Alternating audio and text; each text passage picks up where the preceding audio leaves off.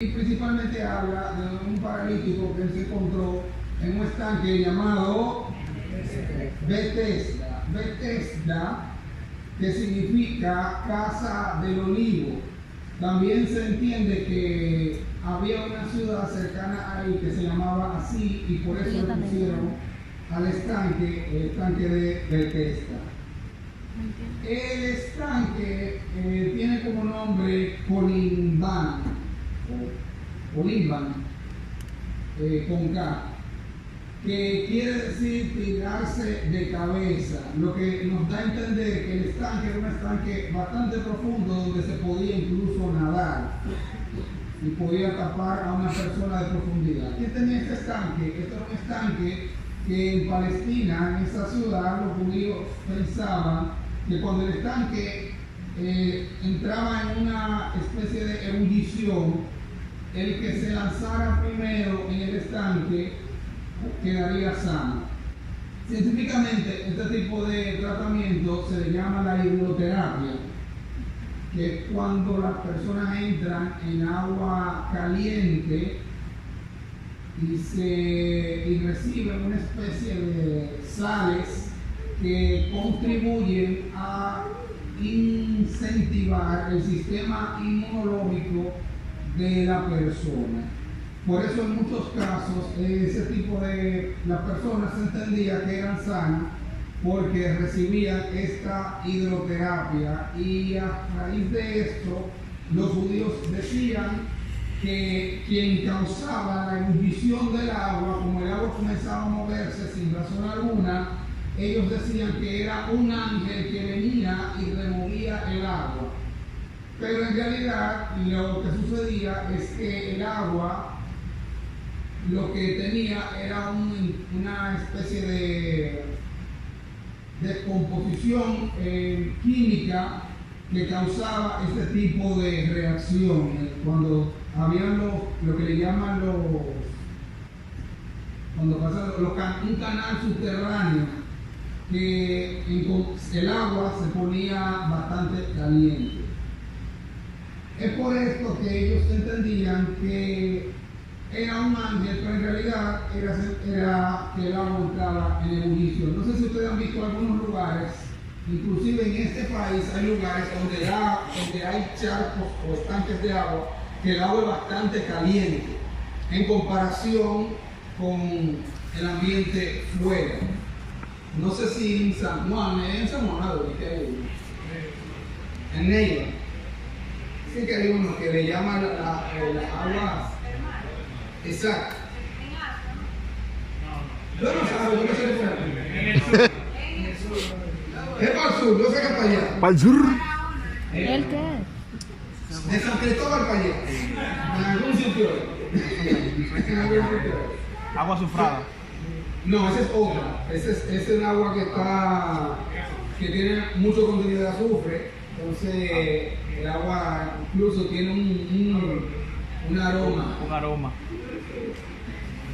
¿Cuándo se han bañado en ese tipo de agua? ¿Así? Gloria. Sí, usted no se tiene con cadena, la cadena se le pone de otro color.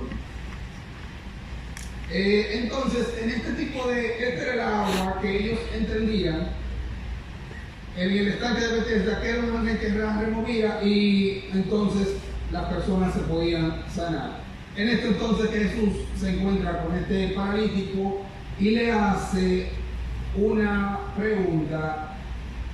El hombre estaba paralítico, dice que tenía, ¿cuántos años tenía?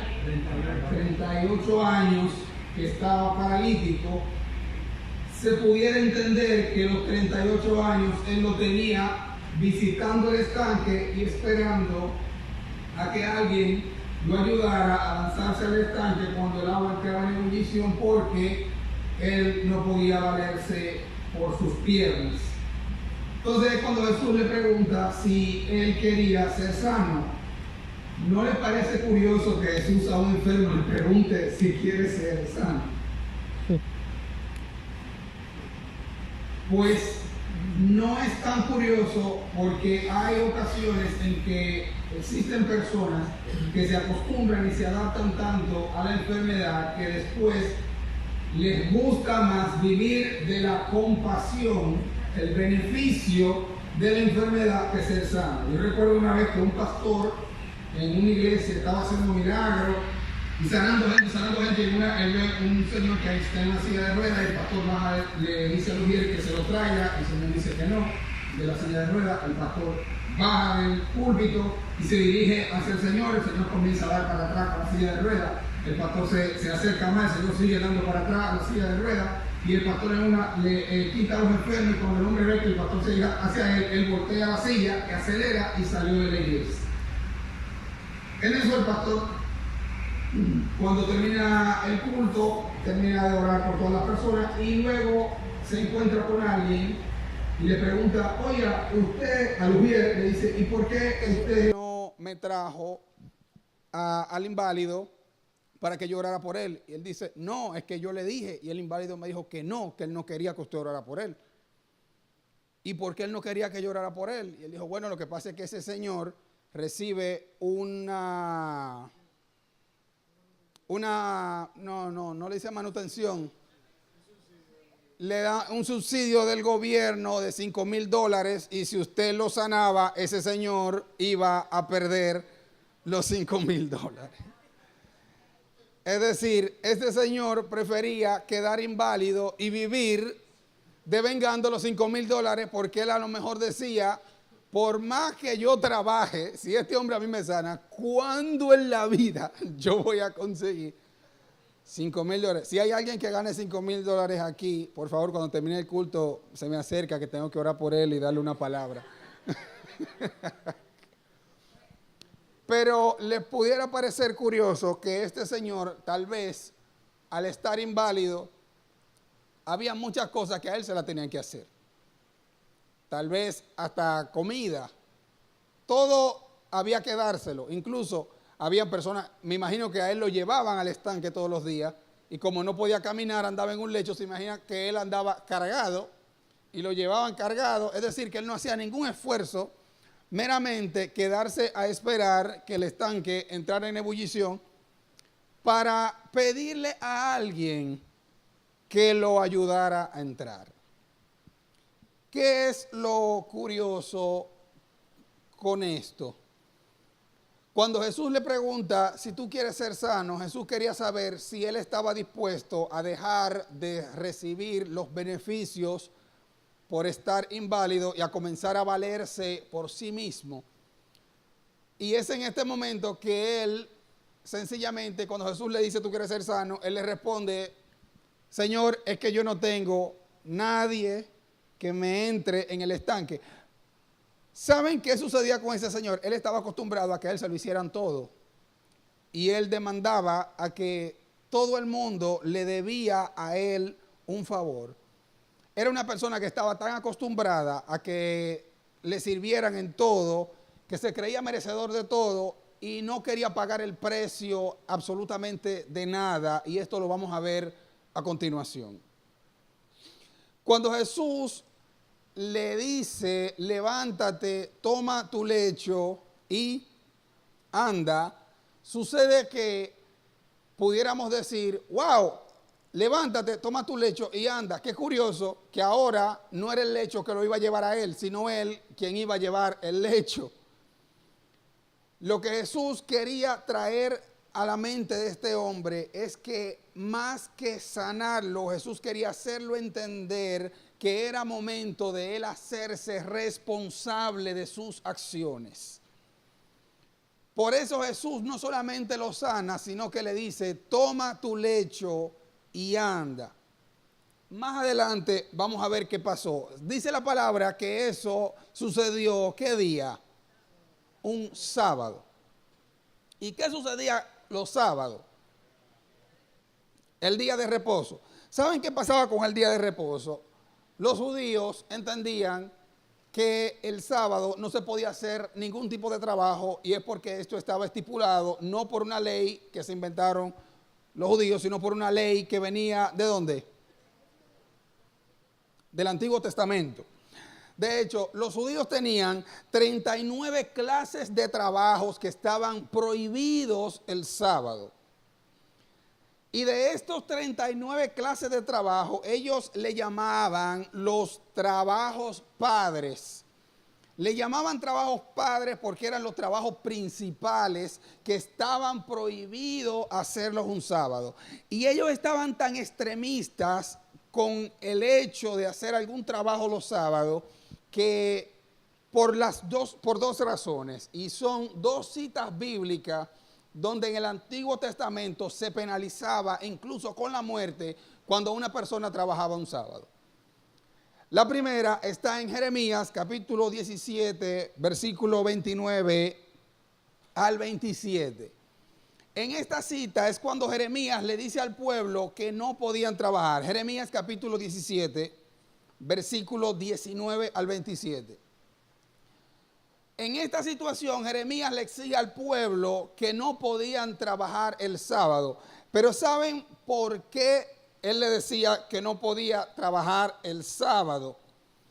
Porque las personas estaban tan ocupadas en ganar dinero y en hacerse ricas que incluso el día que tenían que guardarlo para Dios, no lo guardaban y algunos incluso dejaban de asistir a la sinagoga para estar trabajando. Y es por esta razón que Jeremías llama al pueblo y prohíbe que se trabaje sábado, incluso pone vigilancia para que no se haga ningún tipo de trabajo. Incluso en las puertas de la ciudad se pusieron personas que vigilaran que no se hiciera ningún tipo de trabajo. Y cuando se habla de trabajo es de carga, que no llevaran ningún tipo de carga. ¿Por qué se extendió o se interpretó más allá lo de carga? Porque cuando él hablaba de carga, Jeremías hablaba de carga, que eran las cargas que las personas llevaban como utensilios de trabajo o mercancías. Era a este tipo de carga que se refería Jeremías, a los utensilios de trabajo o a la mercancía que usaban para vender. La segunda cita que los judíos usaban para afianzar que el sábado no se podía llevar ningún tipo de carga está en Nehemías capítulo 13 del 15 al 19.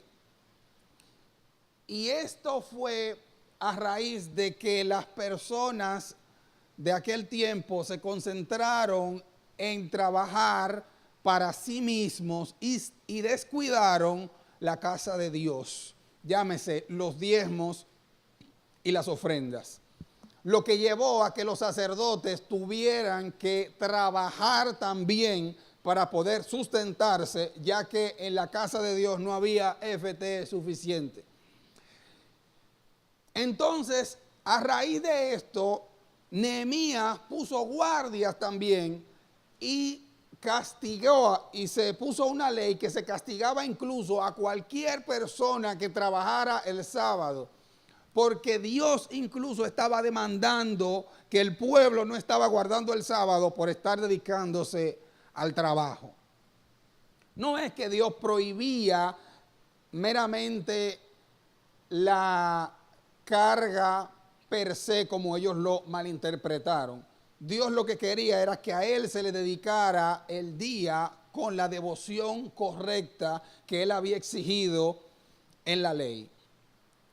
Pero los rabinos, ellos tenían tantas leyes y se esforzaron tanto en ser bastante meticulosos con esto, que ellos, si veían que una persona, si un sastre andaba con la aguja de coser en su mano, ya estaba llevando una carga.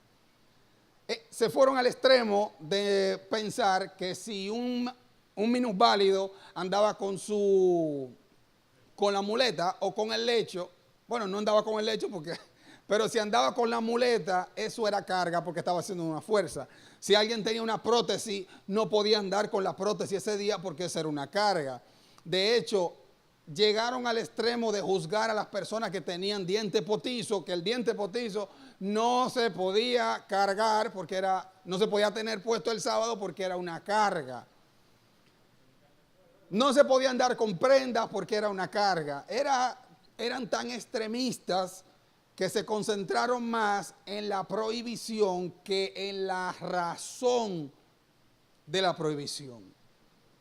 Y en eso es que muchos de nosotros caemos a lo que nosotros al día de hoy le llamamos como religiosidad o legalismo. El extremo de todo esto provocó que los fariseos le preguntaran a este señor cuando le dicen, llámese, en aquel tiempo una persona que violaba las leyes de cargar un sábado, so pena de muerte, podía ser apedreada. Cuando Jesús le dice a este hombre, levántate, toma tu lecho y anda, estamos hablando de que es una persona que se creía, hasta donde entendemos, que lo merecía todo y no quería hacerse responsable de nada. ¿Estamos claros con eso? ¿Qué sucede con este hombre? Cuando los fariseos le preguntan entonces, oye, ¿qué tú haces cargando un lecho? Y este hombre le dice, bueno, el que me sanó me dijo que cargar el lecho. Es decir, él no se hizo responsable de que él estaba cargando. No, fue el que me sanó, que me dijo que cargue el lecho. Si por mí yo lo suelto ahora mismo, pero fue él que me dijo que cargue el lecho. Entonces, cuando este hombre está cargando su lecho, le preguntan quién es, pero en la historia dice que Jesús se fue rápidamente y él no vio y no identificó quién fue quien lo sanó. Entonces, cuando él estaba en el templo, miren lo que sucede, se encuentra con Jesús y después, cuando Jesús se lo encuentra, Jesús le dice unas palabras. ¿Qué palabras Jesús le dijo?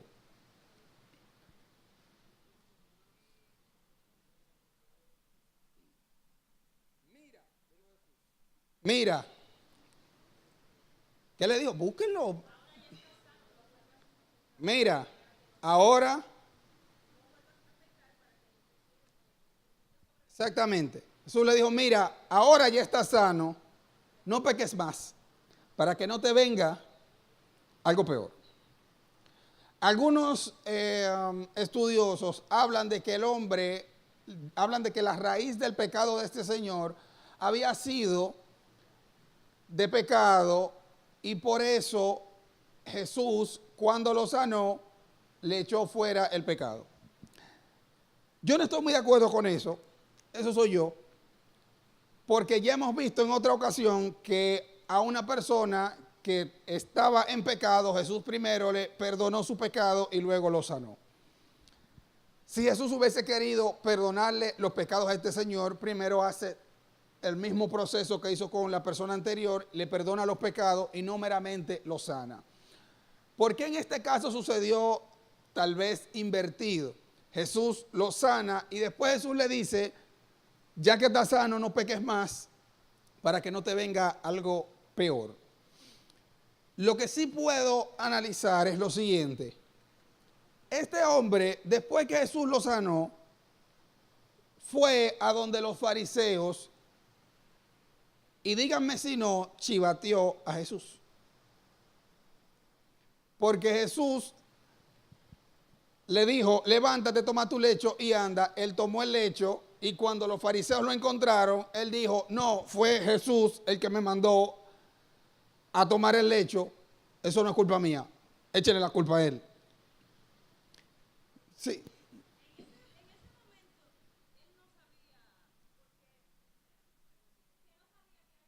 Él no sabía que era Jesús.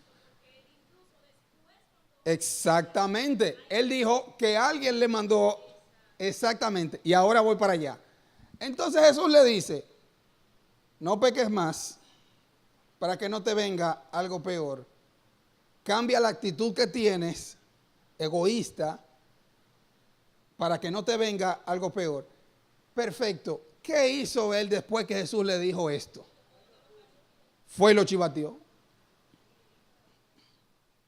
Él fue corriendo donde los fariseos y le dijo, miren, el hombre que me dijo que agarre el lecho fue Jesús. Y busquen por favor qué dice el versículo siguiente. Dice,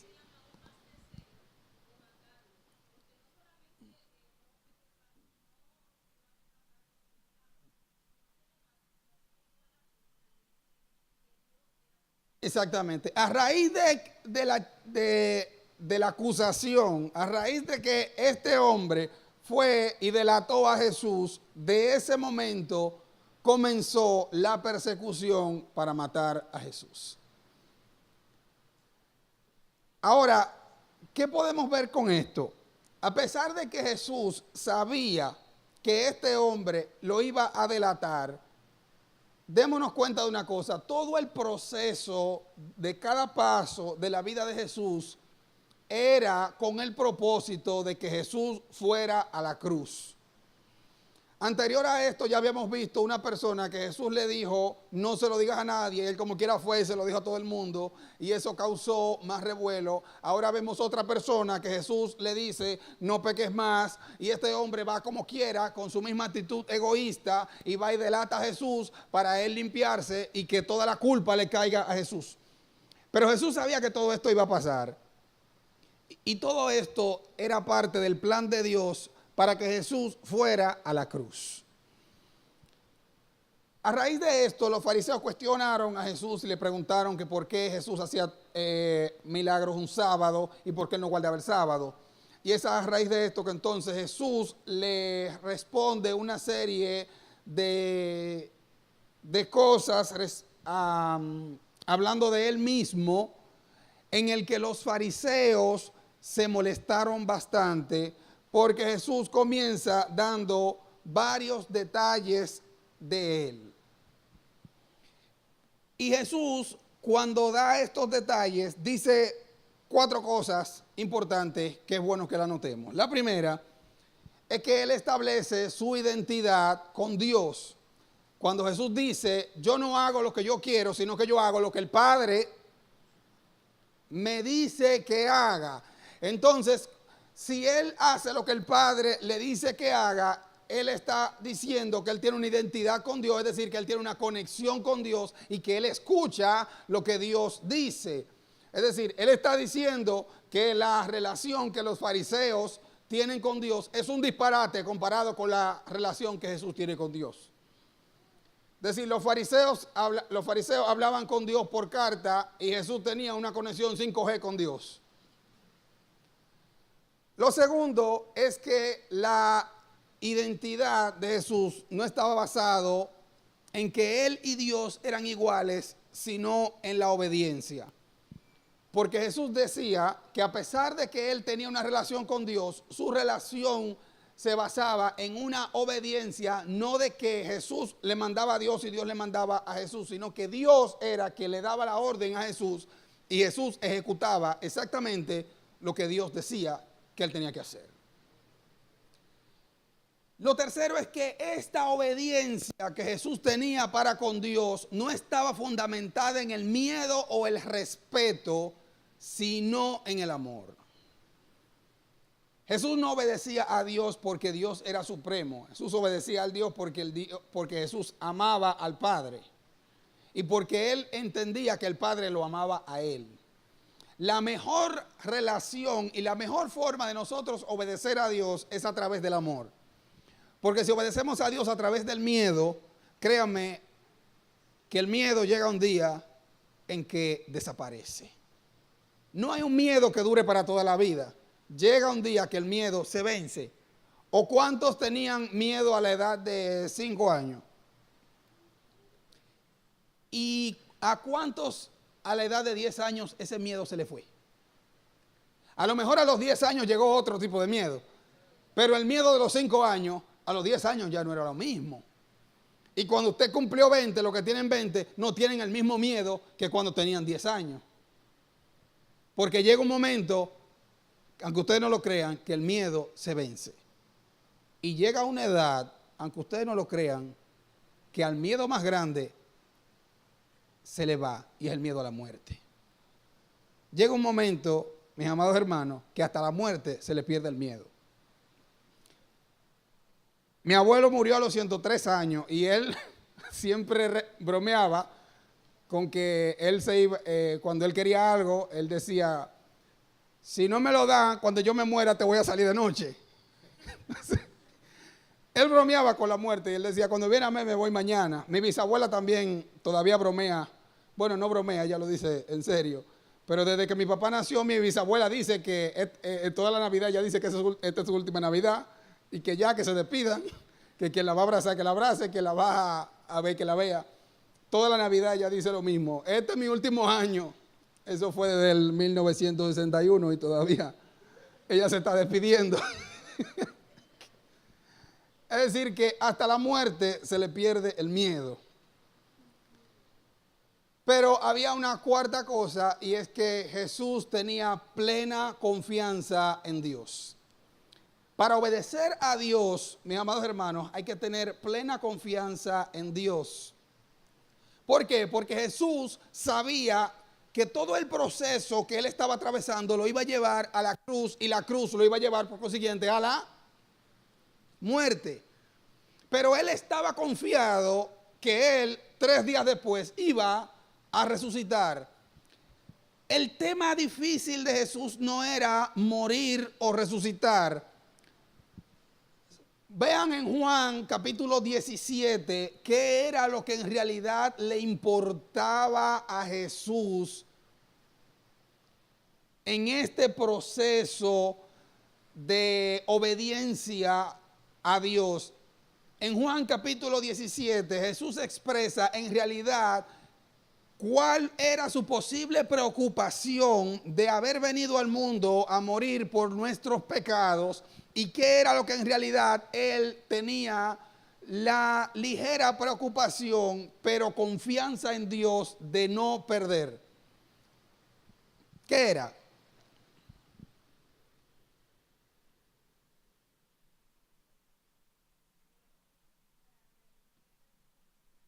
En el versículo que esté.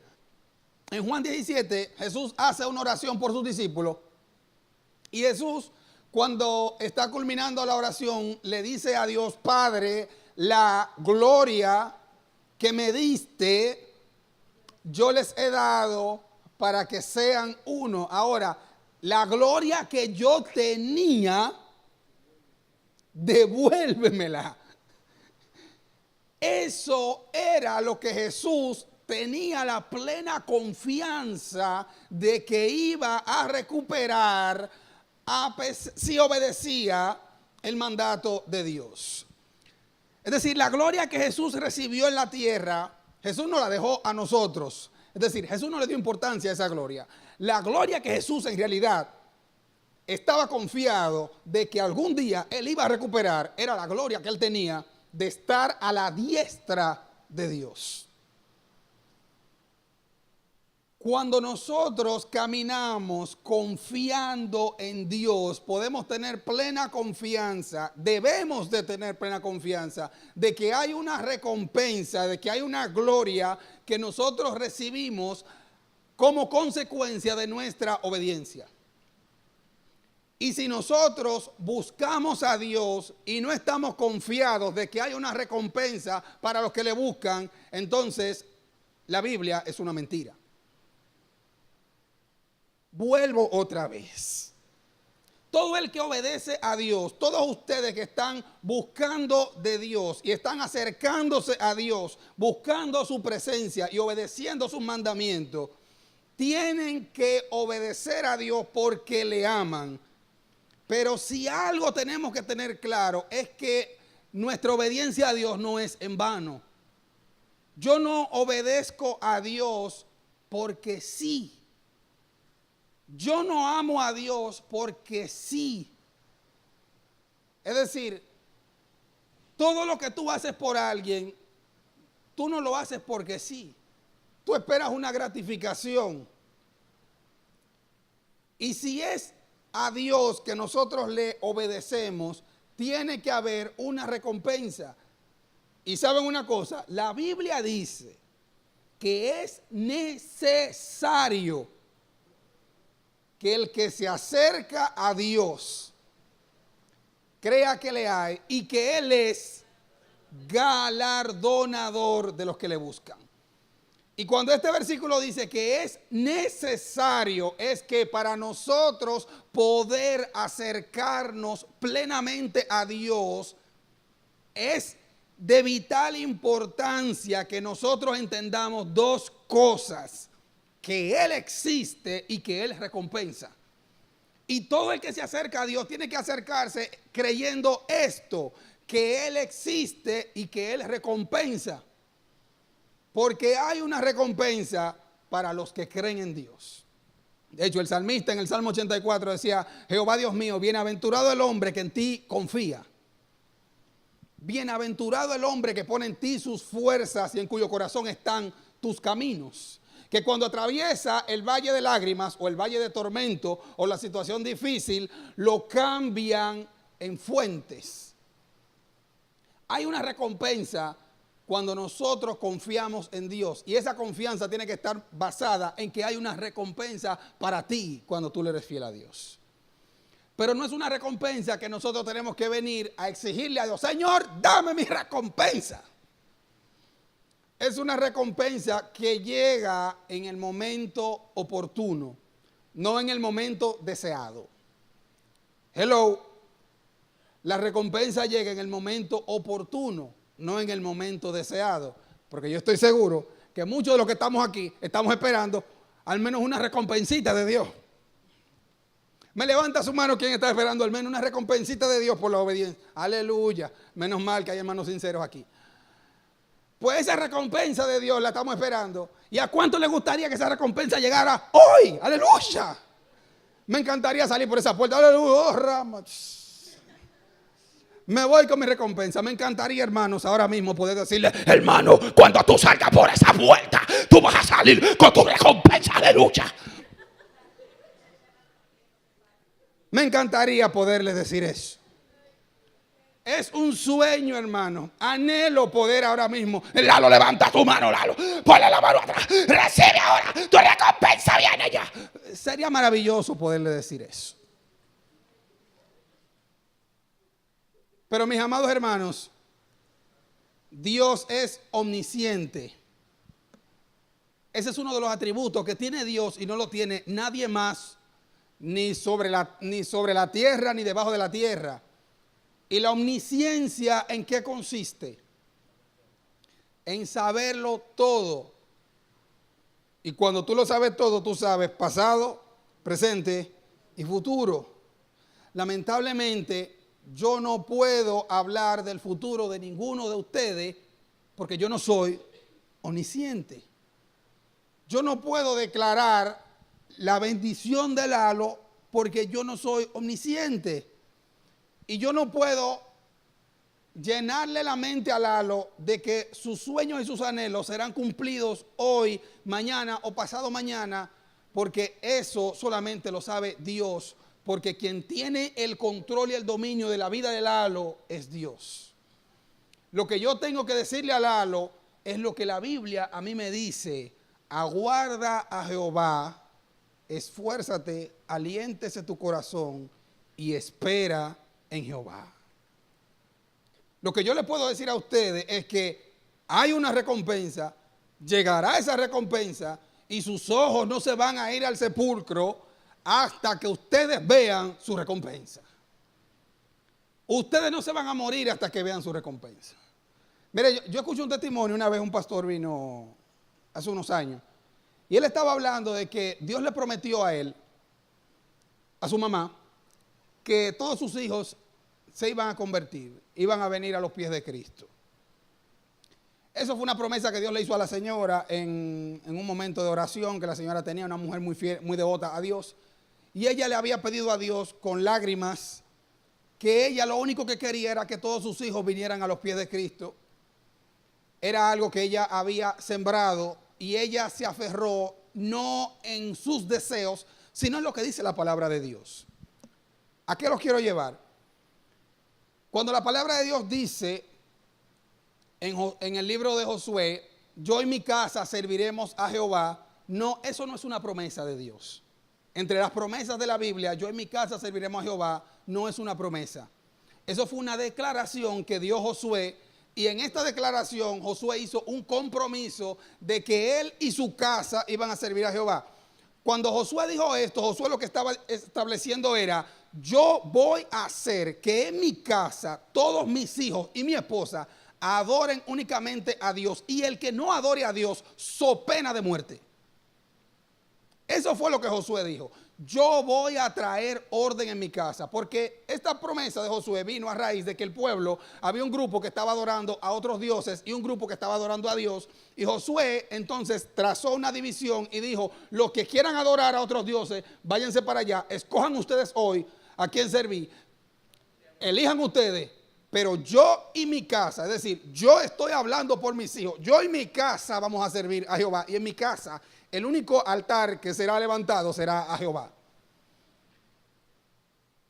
Entonces, muchas personas alegan y dicen, Dios me prometió que yo y mi casa serviremos a Jehová. No. ¿Tú quieres saber cómo tú y tu casa sirven a Jehová? La palabra de Dios dice en Proverbios 22:6, instruye al niño en su camino y aun cuando fuere viejo no se apartará del camino. Pero hay un trabajo que tiene que hacer la persona para que sus hijos no se aparten del camino, y es instruir a sus hijos en el camino. Esto fue lo que hizo esta señora con sus hijos, y ella, aferrada en esa promesa de Proverbios 22:6, ella le dijo a Dios, yo hice mi parte, yo instruí a mis hijos, ahora yo necesito que tú hagas la parte porque yo no puedo convertir a mis hijos. La palabra dice que por el oír viene la fe, y que la fe es un don de Dios, y ese don de salvación solamente lo puedes dar tú. 3 de sus hijos se habían convertido, entre los cuales estaba el hermano que daba el testimonio. La señora le dio un paro cardíaco y cuando van a la clínica le dicen que la señora falleció. En esto él se acuerda de esa promesa a la cual su mamá estaba aferrada, y él comienza a orarle a Dios. Entró a la morgue, la mamá estaba ahí, y él frente a la mamá comenzó a orar y le dijo, Señor, tú le prometiste a mi mamá que hasta que todos mis hermanos no estuvieran en tu camino, ella no se iba a morir. Y ella todavía, a mí me faltan 3 hermanos y hay uno que yo estoy bien seguro que ese no está en los caminos. Y él dice que cuando él estaba orando, él comenzó a sentir una presencia de Dios, y en ese momento su mamá abrió los ojos. Y cuando la madre abre los ojos, la mamá, él cuenta que la mamá le dijo, ¿por qué me mandaste a buscar? Y él le dice, mamá, todavía tú no has visto la promesa cumplirse.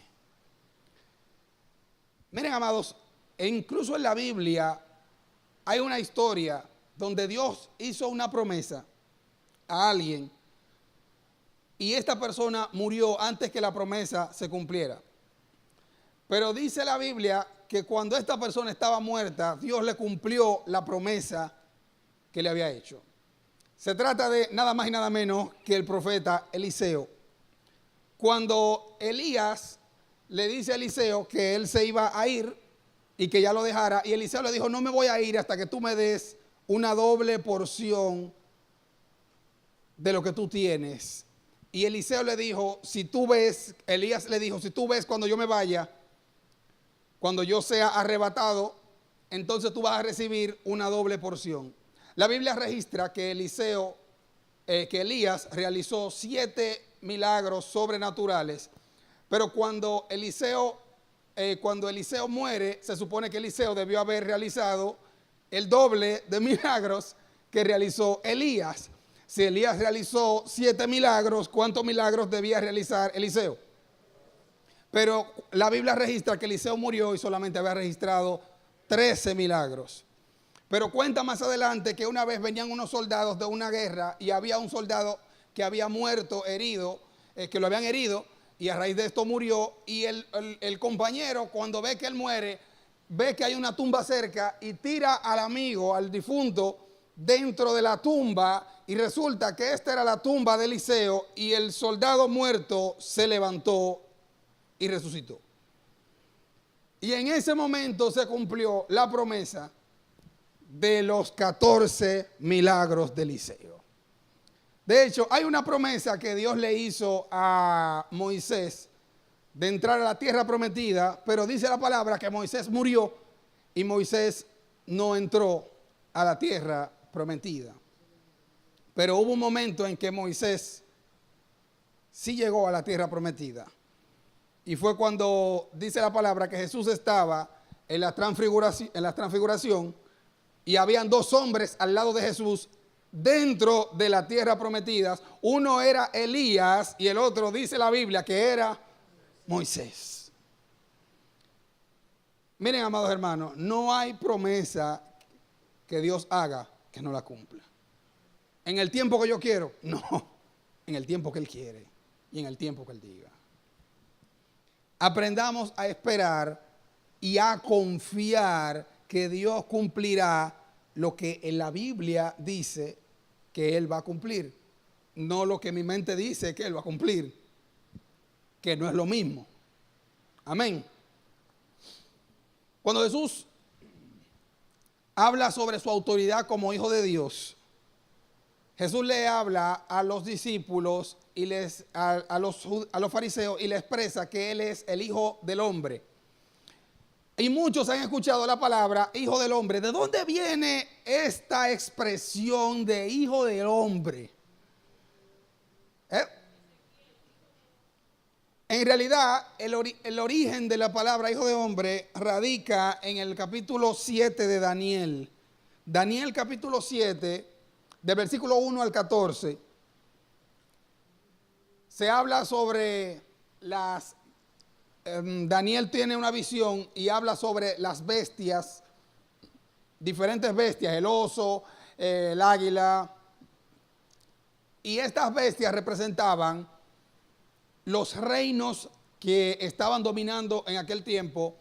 Pero Daniel termina hablando que llegará un reino que será gobernado por alguien que será hijo de un hombre, llamándolo como una persona que no se comportará como una bestia, sino como un ser humano que siente y se compadece por los demás.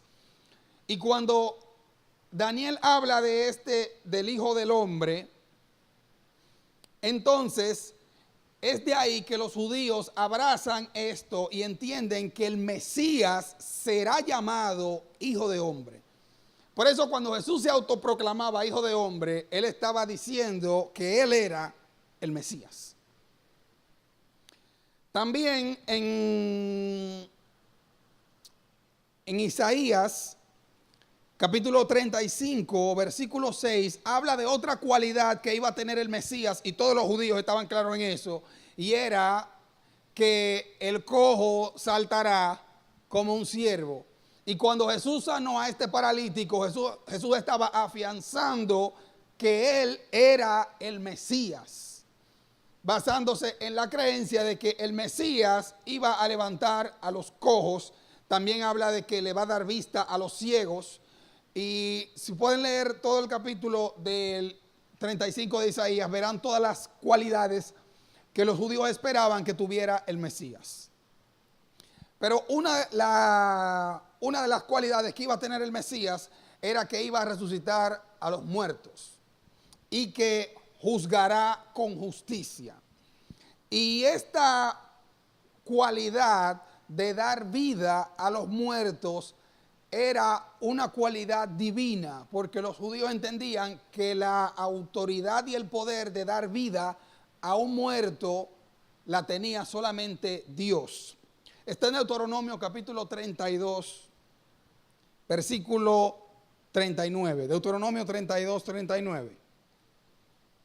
También en Primera de Samuel capítulo 2, versículo 6. Y cuando Jesús habla de que Él juzgará con justicia, la autoridad para juzgar también los judíos entendían que la tenía Dios.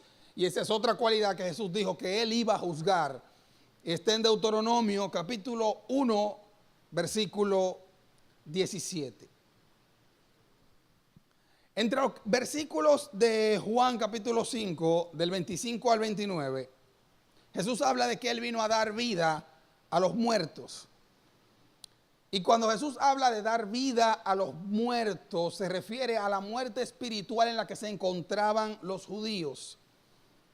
Y a esta muerte espiritual en la que se encontraban los judíos, yo les quiero dejar 4 situaciones en las que posiblemente se encontraban los judíos y en las que posiblemente nos podemos encontrar tú y yo esta noche. Cuando se habla de muerte espiritual, se habla de que el espíritu que Dios ha depositado en nosotros para que le adoremos y le busquemos, lo hemos dejado morir.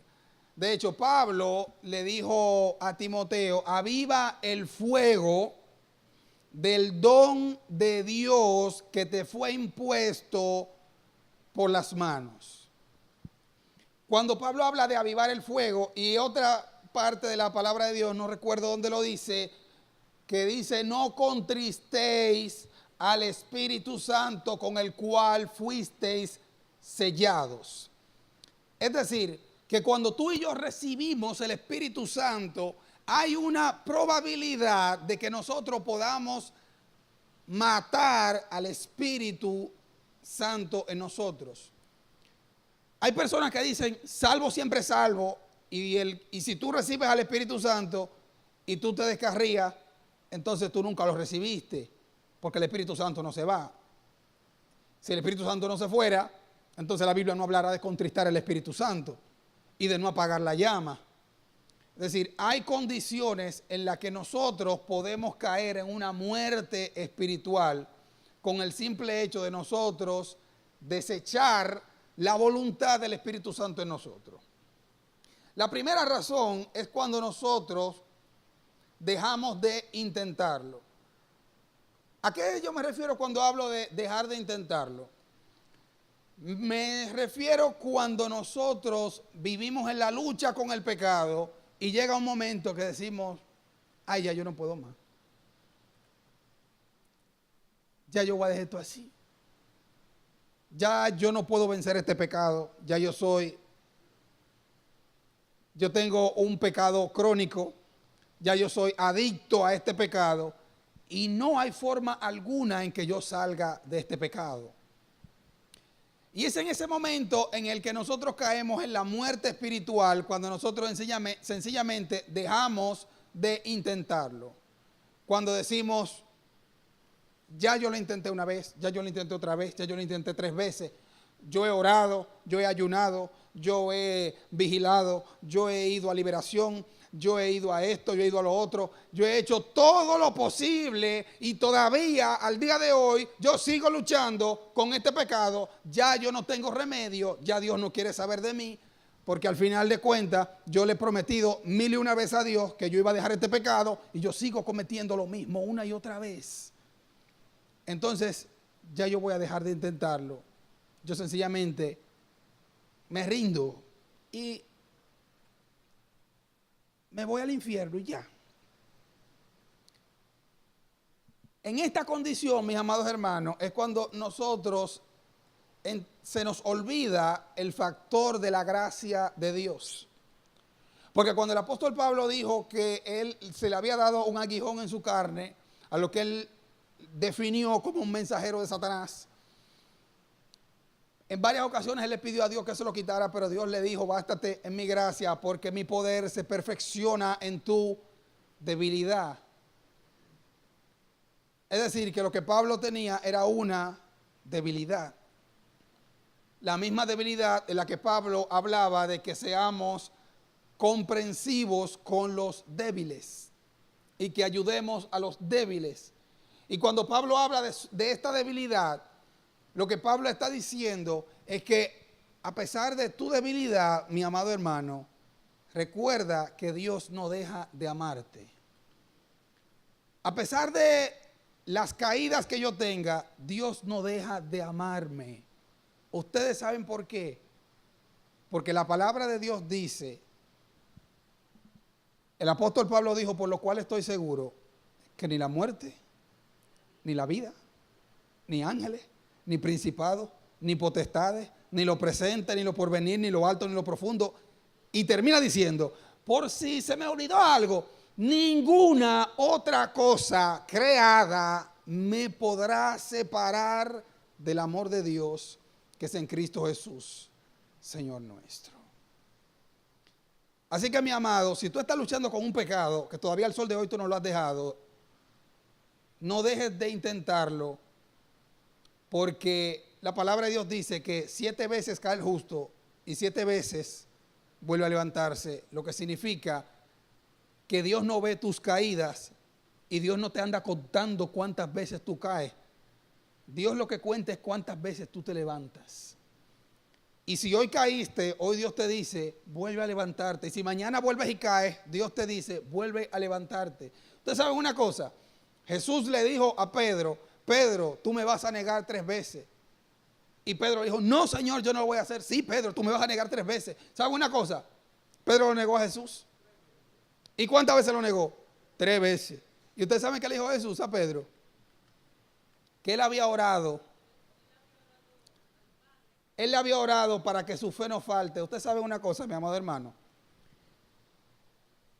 El pecado que tú cometiste hoy, cuando tú le pediste perdón a Dios la última vez, Dios sabía que tú lo ibas a cometer hoy.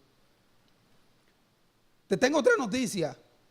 Si tú le pides perdón a Dios hoy, el pecado que tú cometas mañana, Dios sabe que tú lo vas a cometer.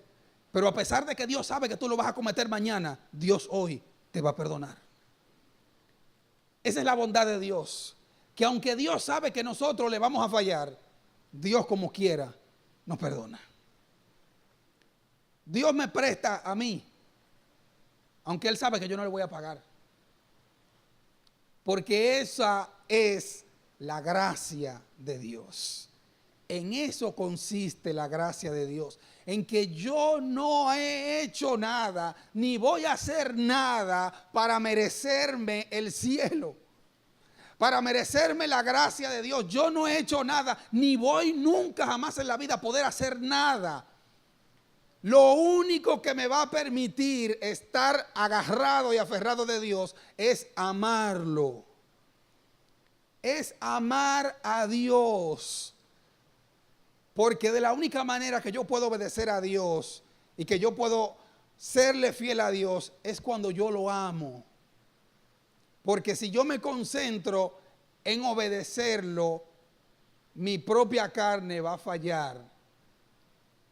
Porque lo que nos mantiene pegados de Dios no es mi obediencia, es el amor de Dios para conmigo y el amor que yo le tenga a Él.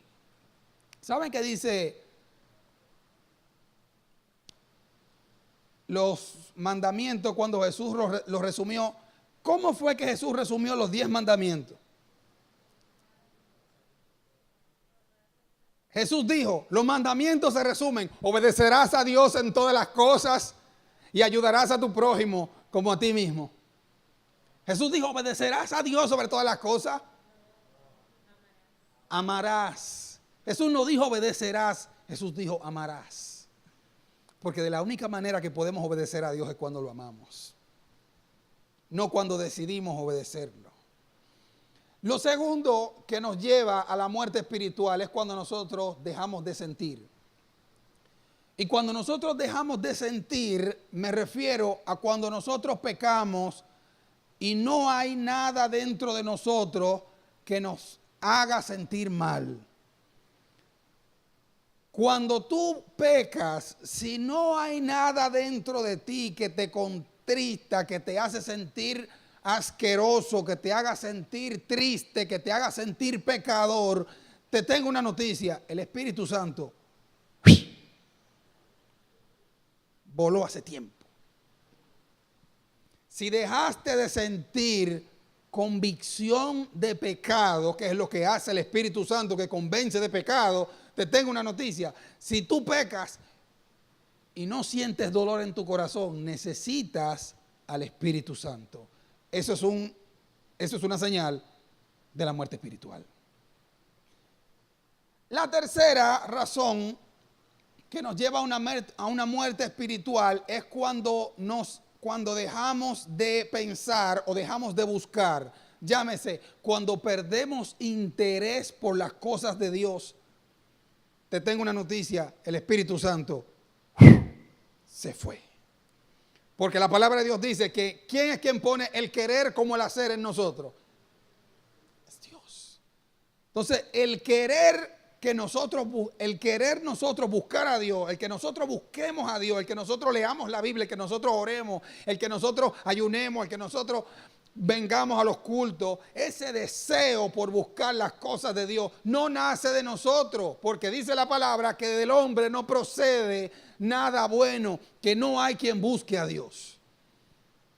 Y si no hay quien busque a Dios, cuando en nosotros hay un deseo por buscar a Dios, significa que en nosotros está el Espíritu Santo. Y si en ti no hay un deseo por buscar a Dios, entonces en ti hay una muerte espiritual.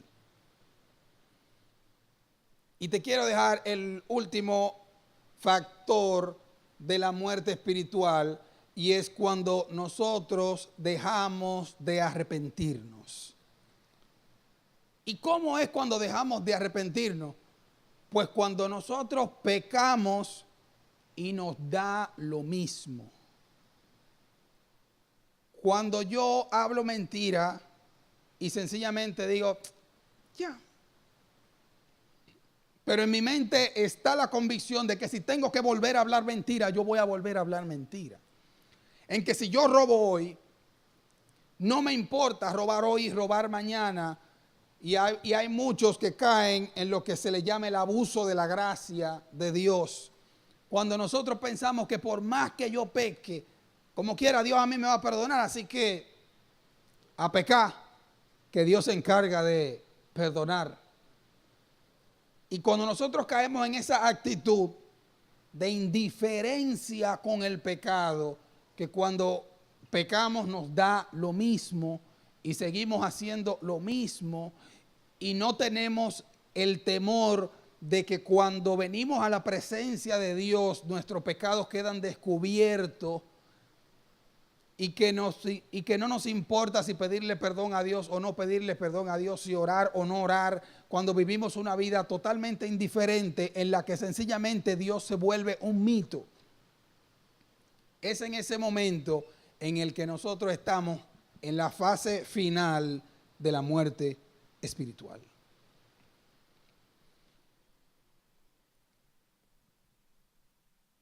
¿Qué sucede con una persona que está muerta espiritualmente? Una persona que está muerta espiritualmente es una persona que viene a la iglesia, se sienta y se cree que es salvo, pero en realidad no lo es. Una persona muerta espiritual es una persona que viene, se para aquí delante, predica, ministra, hace lo que tenga que hacer y cuando sale por esa puerta sigue su vida normal como cualquier persona mundana. Una persona muerta espiritual es una persona que viene a la iglesia, escucha la palabra de Dios y la palabra le entra por un oído y le sale por el otro. Una persona muerta espiritual es una persona que cuando viene a la presencia de Dios se olvida de todos los pecados que ha cometido y sencillamente canta, adora a Dios y le da igual pedir perdón, le da igual buscar una solución a sus malos hábitos. Una persona muerta espiritualmente es una persona que ofende a los demás y sencillamente no le importa lo que le pasa a los demás. Es una persona que ofende, es una persona que maltrata a otro y su corazón no se compunge por eso. Una persona muerta espiritual es una persona indiferente al dolor de los demás. Una persona indiferente a la necesidad de los demás. Muerto espiritualmente es estar peor que un impío. ¿Por qué una persona muerta espiritual es peor que un impío? Porque el impío peca, hace lo malo, pero en su mente él está consciente que él está mal. Pero una persona que está muerta espiritualmente está mal, pero en su mente cree que está bien. Y cuando en nosotros está el pensamiento de que nosotros estamos bien, cuando en realidad estamos bastante lejos de Dios, estamos en una muerte espiritual a la que Jesús dijo que llegará un día en que muchos dirán, en tu nombre echamos fuera demonios, en tu nombre hicimos milagros, y Él les dirá, apartaos de mí, hacedores de maldad, nunca os conocí.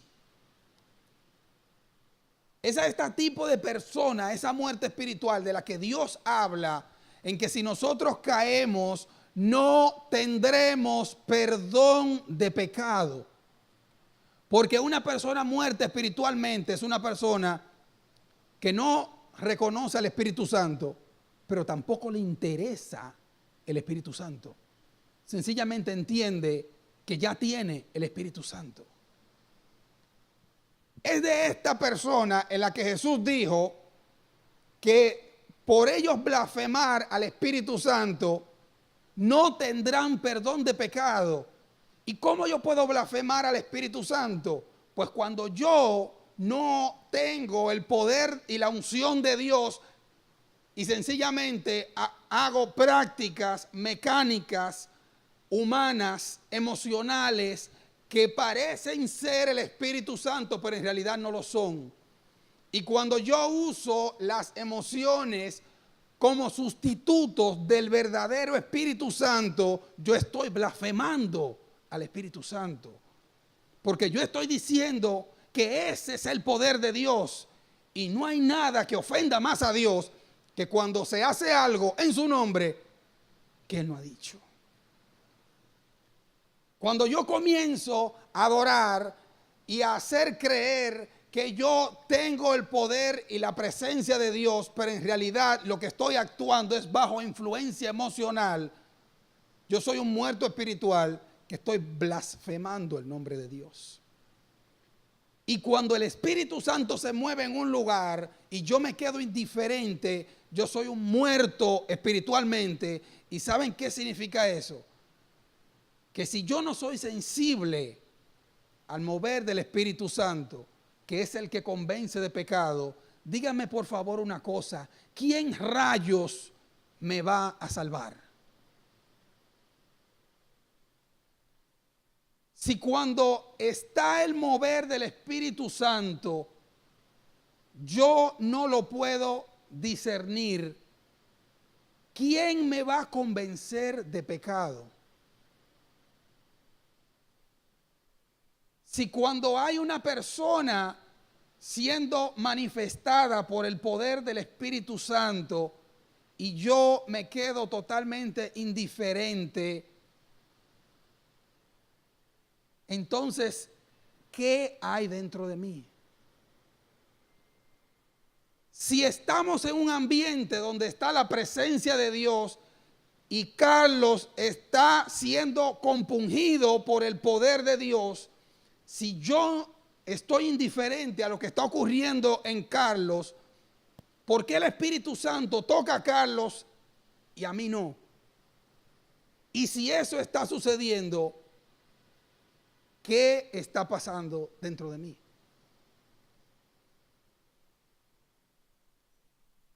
Lo que les estoy explicando es que a veces nos acostumbramos tanto y damos por hecho cuando una persona dice Dios está en este lugar, que ya entendemos que Dios está en este lugar y que amén, Dios está en este lugar. Pero yo no corroboro la frase Dios está en este lugar, porque la palabra dice que Dios es omnipresente. Y si Dios es omnipresente, ese atributo de omnipresencia de Dios, ¿qué significa? Que Dios está en todas partes. Entonces no es que Dios esté en este lugar, Dios está donde quiera que yo voy. Y en ese lugar donde yo estaba pecando, Dios también estaba ahí. Y cuando yo me estoy bañando, Dios está ahí. Y cuando yo veo lo que no tengo que ver, Dios está ahí. Y cuando yo hablo lo que no tengo que hablar, Dios está ahí. Pero muchos damos por hecho de que Dios solamente, su presencia está en la iglesia y que fuera de la iglesia yo puedo hacer lo que me dé la gana. Pero cuando Jesucristo dijo que Él se iba a ir y que Él iba a enviar a alguien mejor, que se iba a llamar Emmanuel,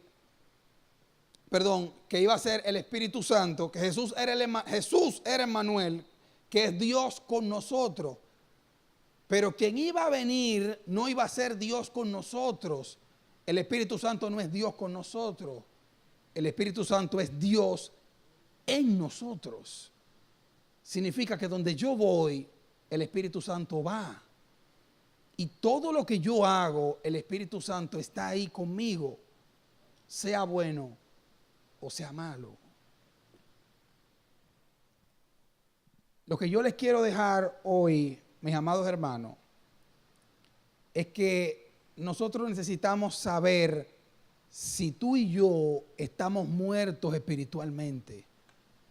Porque si tú y yo estamos muertos espiritualmente, vamos a caer en un fariseísmo de venir a la iglesia, compartir con los hermanos, cantar canciones, orar todos los días y vivir una vida tan mecánica que nos hará creer que nosotros conocemos a Dios y que a nosotros llegará un día en que cuando cerremos los ojos veremos a Dios.